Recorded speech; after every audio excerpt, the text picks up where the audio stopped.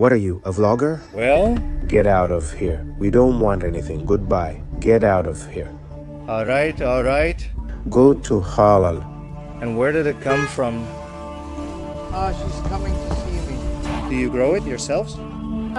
Yes, Circassians can pick up seedlings even. Tell me, are you Muslims? We are pure-blooded Adygea.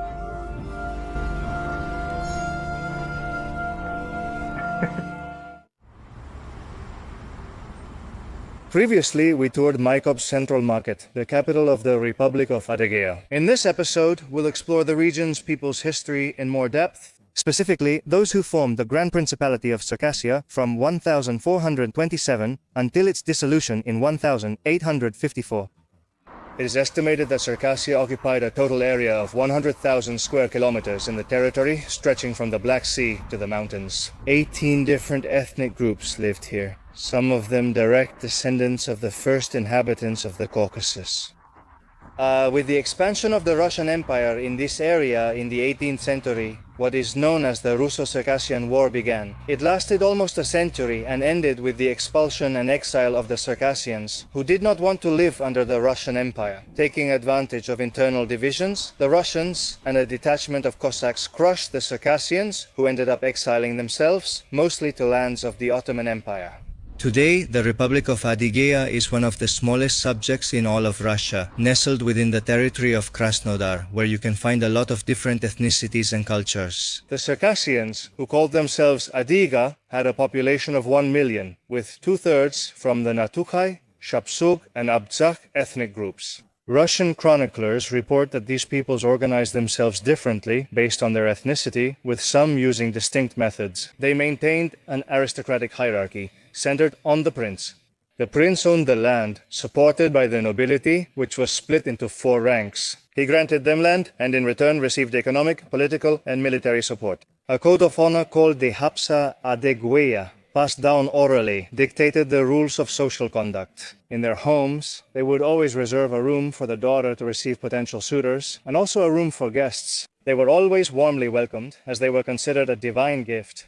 Located on lands that served as a bridge between 2 continents, they were used to conflict and were considered excellent warriors, with each individual mastering the art of combat. In the 1760s, the Russian Empire began planning to expand into an area it saw as highly strategic. Raids and military campaigns took them a century of resources and effort to fully control the region. Circassia's economy relied mainly on agriculture, growing various grains and raising livestock, especially their own horse breeds suited for tough mountain travel. They usually lived on the nobles' land in small groups of 10 families in adobe houses, and the nobles' homes were similar to those of the peasants. Taking advantage of the fact that some branches of the Silk Road passed through their territory, they specialized in the production of manufactured goods with which they later traded, all kinds of furs, jewelry, clothing, and accessories, known for their quality, durability, and the detail of their engravings. They also mastered forging tools, ornaments, and various weapons. There was a blacksmith in every village, and weapon making was considered a profession of great honor. Weapons were handed down through generations and regarded as relics and status symbols. Notably, the dagger and sword remained alongside rifles and other firearms. Well, back on the road again. The goat always returns to the mountain. In this case, now I'm heading towards the mountains here in the Republic of Adygea, which I've been told are beautiful. Specifically, I'm heading to the mountain plateau of Lake Naki. After getting to know the capital of the Republic of Adygea, Maikop, a bit better, and learning more about this Circassian culture, I want to see firsthand how people live in the mountains and try to spend the night there. I don't know if it will be at a campsite or just wild camping. We'll see. Wow, the little pigs are crossing the road.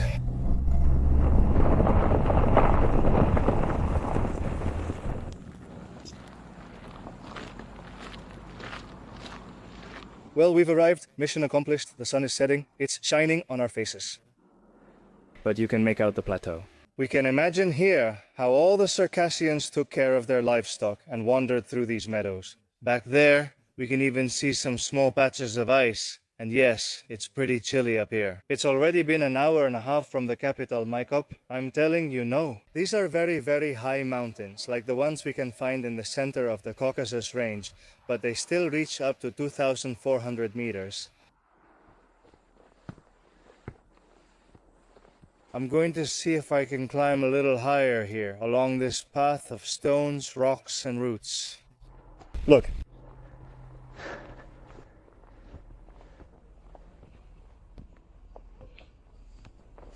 Damn. From up here, damn, that's a huge ravine, oh my god, but you can see better. The view is much nicer.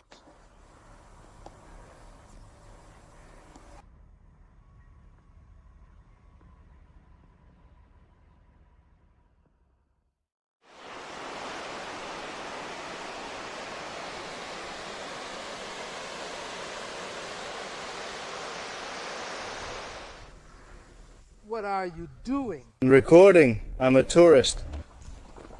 Good morning. It looked like you were measuring something. No, I'm recording. I record and take pictures. It's nice here. I'd like to cross the river.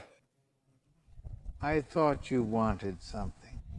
No, you're from here, right? You're from here? Yes. Has it been a long time? A long time, since 1977. That's a very long time ago. Yes. Are you Adygea Russian? No, I'm Russian. And where did you come from? You came to see me.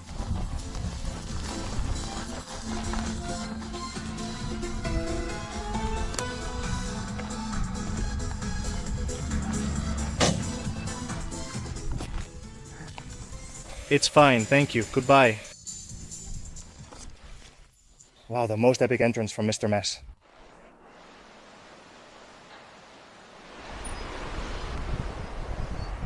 Good morning from the Rio Blanco. Here in the mountains of Adygea. I stayed overnight in this little village, and I'm going to take a bath in the river.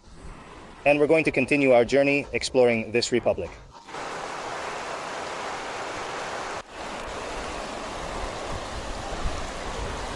Well, more than just the bath, it's a quick dip, head first, nice and cool.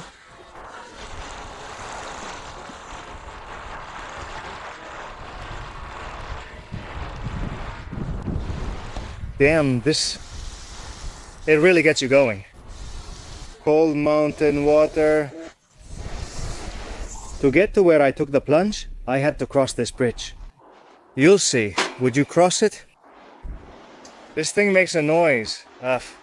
And some of the boards are, look, half broken, a nail sticking out there. Damn, this one, look.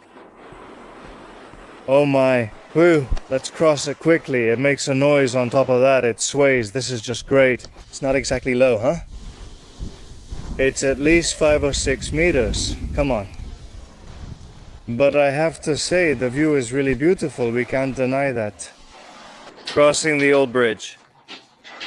Done. This Adygea watermelon is great. Small, seeded, vibrant color, and really tasty. Definitely a 10 out of 10. This whole area of the Adygea mountains is very touristy.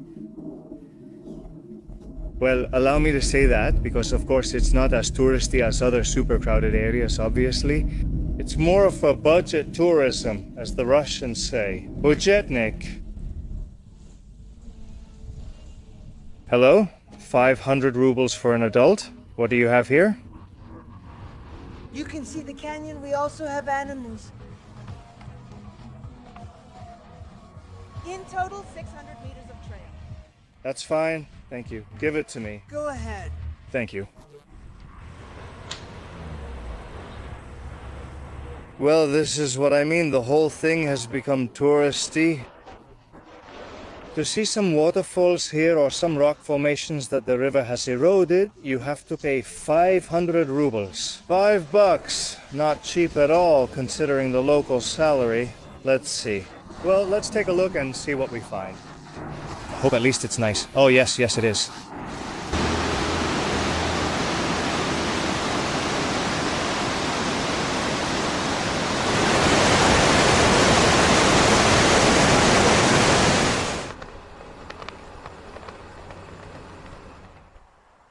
Some of the structures you can find in this region are the dolmens, built by cultures that came from the fertile valleys of Mesopotamia to the Caucasus, the descendants of the first inhabitants of the Caucasus, who left behind these kinds of constructions as they passed through here.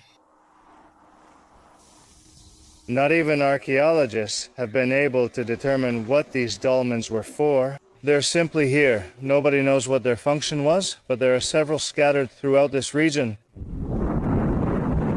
And now, after spending a day in the mountains, I want to head toward the valleys bathed by the Kuban River. That's where the highest concentration of this Adygea ethnic group is today, almost 80%. Let's see if I have enough time and get to know them and what the valley villages are like. As we move away from the mountains and enter the valley, we start to see a lot of farmland, greenhouses, then lots of fruit trees, cornfields, and also sunflowers. That gives us an idea of how rich and fertile these lands of the Caucasus are. Since the watermelon is really good, I'm going to see what other produce there is around here. Hello, how much is the box? 250 rubles. 250. That's fine. One box, please. One box, yes. Do you grow it yourselves? Yes, a car just came to pick up seedlings even.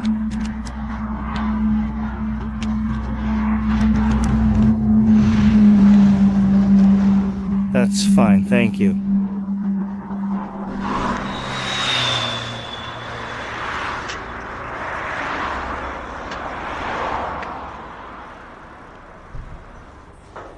Could it be a gyros?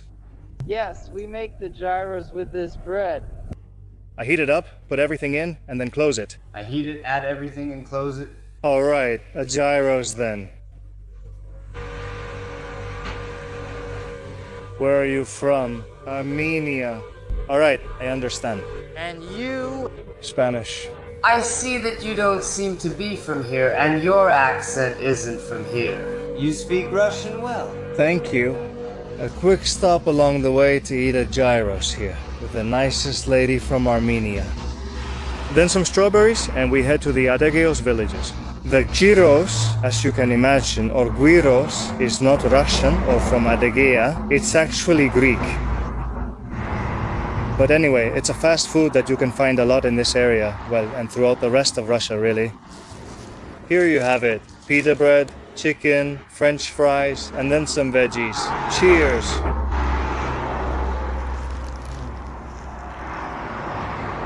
And look at these strawberries. Wow. Delicious.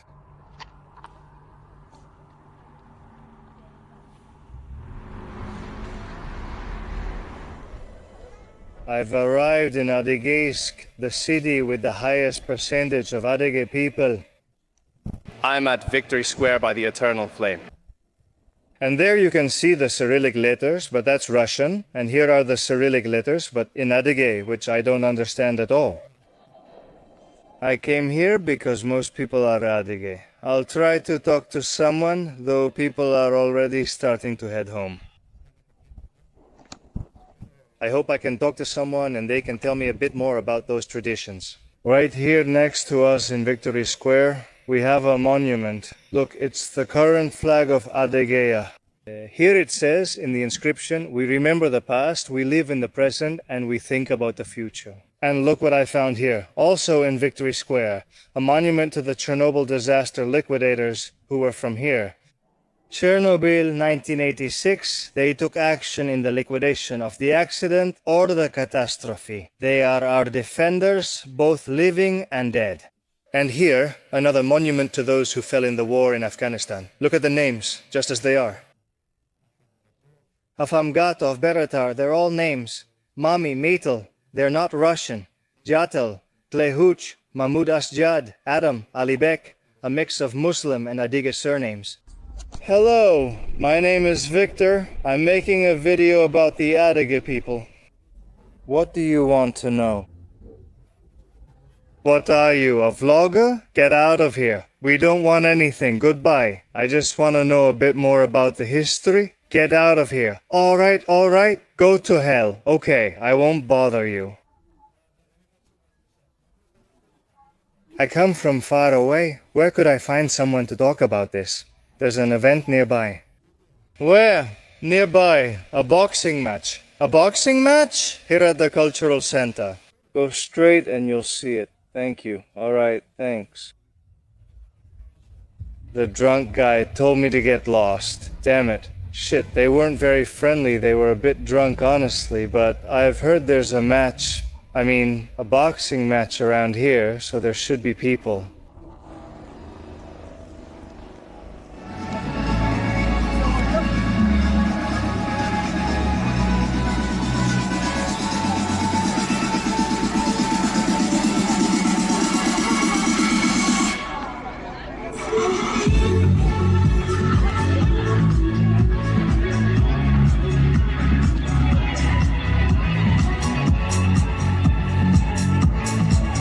Hi, do you have salted popcorn? What size? Medium or large? What are they like? No, the small one.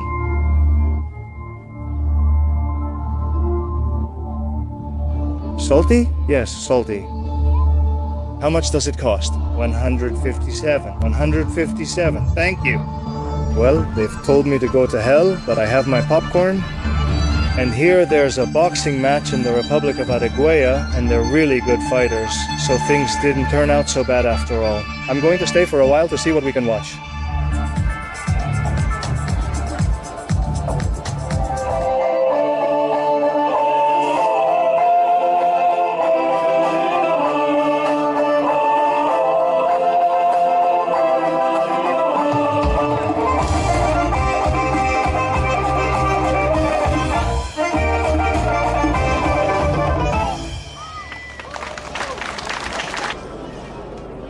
Look at the excitement two kids can generate and the whole setup they've got here. Let's see how the match ends.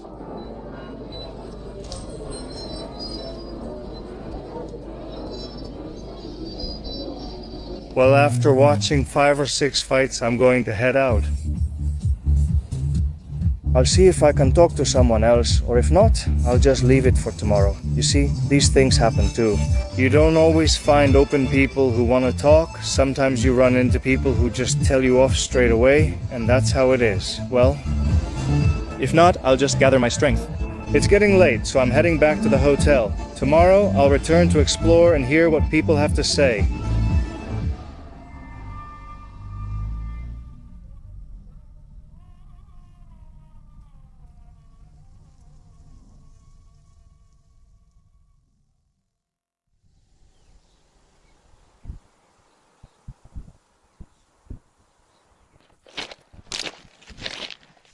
Greetings from the Kuban River. It's a new day in the Republic of Adygea. Yesterday, I went to sleep in Krasnodar, in one of those rooms I like, basic €7 a night. It wasn't bad, I'm not complaining. But the mattress, as you can imagine, was ancient and had springs. But well, we can't expect much from a €7 hotel. I came here so you can see, this is the Kuban River reservoir, over there is Krasnodar, and that's the Krasnodar Dam.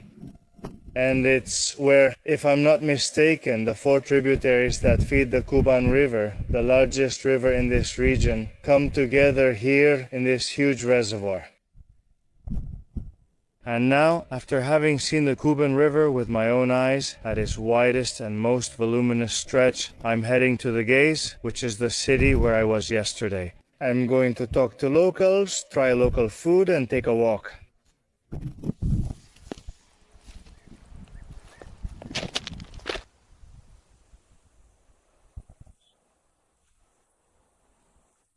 Can you tell me something about your traditions? Our traditions have changed so much. All the history they used to tell us at school is now like night and day. It's nothing alike. Has it changed? It's not like it used to be anymore. I've read that many people from Adygea went to Turkey. No.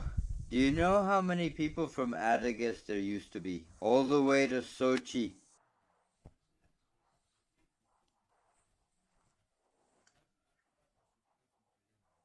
There are even Adygea cemeteries there in Krasnaya Poliana. I personally went there and saw the videos.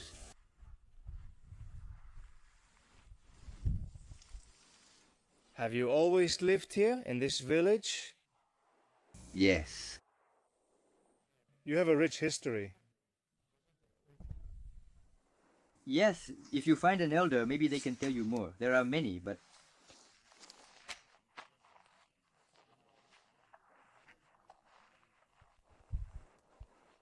I appreciate it. You're welcome. We Adygea people like to chat. We're friendly.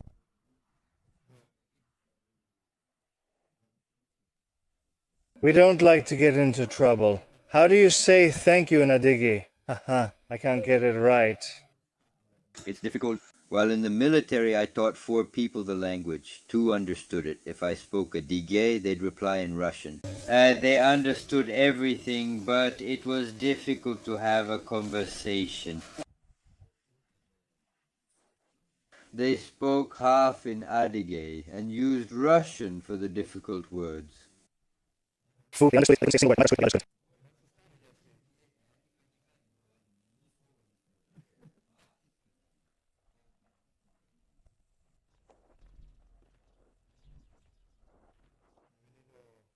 And as you can see, it's a simple one. And as you can see, it's very simple. 1-story houses with their little gardens, their area for farm animals. They are practically self-sufficient. I just spoke with a local, and he told me that in his house they have everything they need to survive. Here we have a monument to the national hero. On his 200th anniversary in 1995, which means he was a hero from 1795. An Adygea hero. I came here because I saw it on the map. Here he is.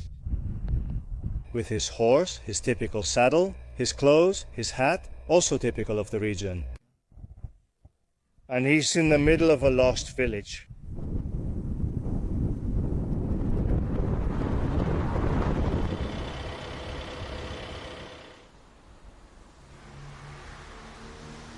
I've come to another little village here in the Adygea region. This is a village that was founded in the 15th century. And look how curious what I found here.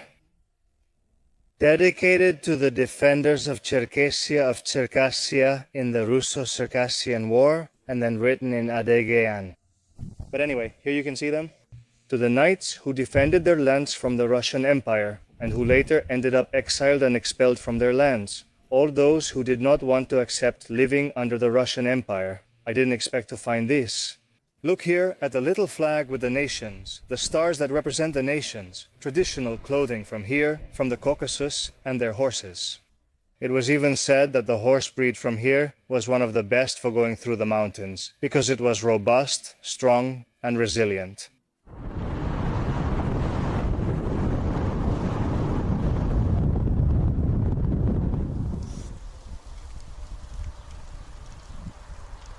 Have they always lived here?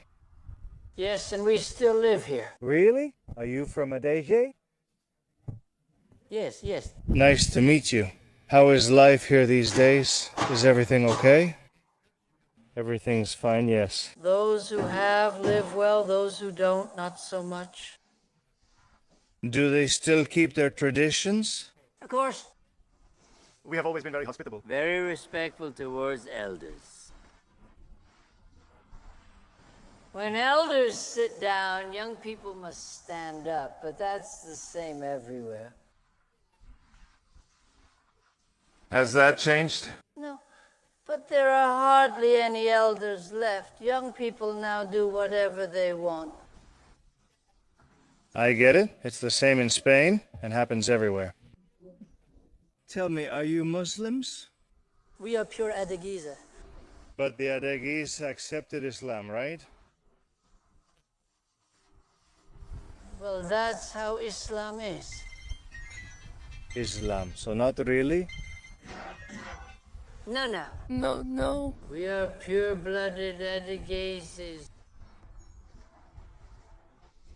We haven't accepted any religion. They have their religion. Yes, ours Adygea. We only go to the mosque for funerals, not to pray. The elders go, but the young people don't. Although now more young people are going. The world is changing. Now they've started to go, not all of them, but some. I understand. And what God do they have? We have an Effendi. He's the one who buries the dead, the elder who reads the Mass.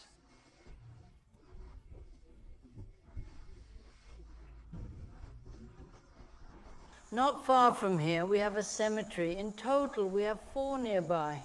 That's where they bury them. They bury them there. Our weddings last a week. We go to restaurants. What are weddings like here? Do girls still get invited to meet the groom? Get familiar with the future. When the candidate enters the house, he goes to talk to her to see when to get married.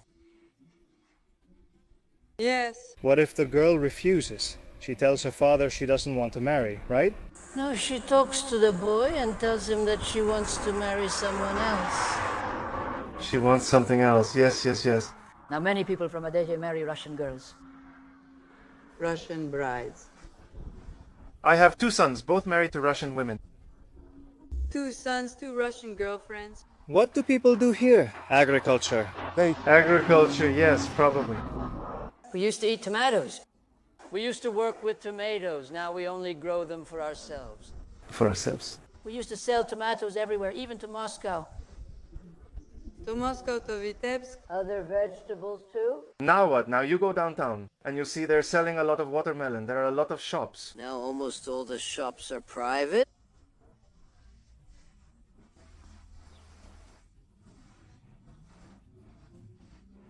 We used to work in a food processing factory. We produced wine, meat, sweets, oils, everything. Was that in the Soviet Union? Yes, and we also made Dulce Iris. Candies. Yes, and rice with caramel. They dismantled and closed the factory. So, do you guys speak Adygea? We speak Adygea among ourselves. How do you say my name is Victor?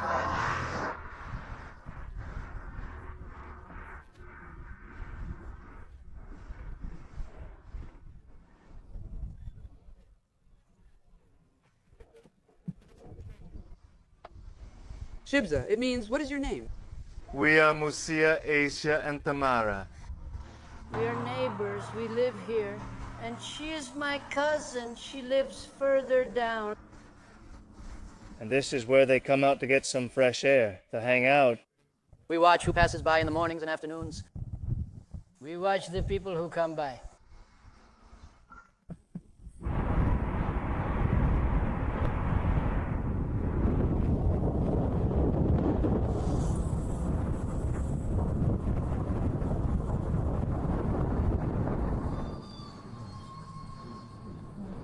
And what better way to end the day than with a full belly, right? After being out all day, I had those strawberries from that lady for breakfast, and some almonds and some dates. And well, I wanted to come to a restaurant with Adygean cuisine. And that's what I put in Yandex Maps in the search bar, and it brought me here. And it turns out it's from the Caucasus. But anyway, I'm going to show it to you anyway. This small thing bothers me. I'll keep searching for food from Adygea. I don't know if I'll share it in this video or not, but anyway, just so you can see. These are the portions you might find and the food you might find here in the Caucasus. They serve you grilled meat with lavash and onions, a typical salad made with fresh ingredients. And I think this is about 350 rubles in total, or 400, which is about 4 euros. And that's it. With this, I think I'll wrap up the video. See you in the next one, on the next adventure. Bye. And to your health.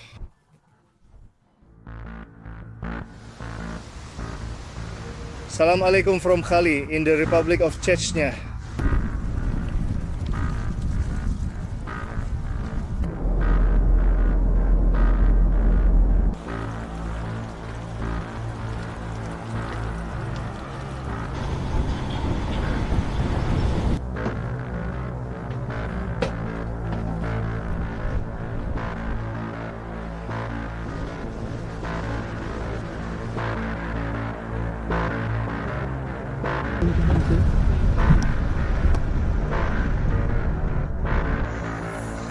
I just got a flat tire.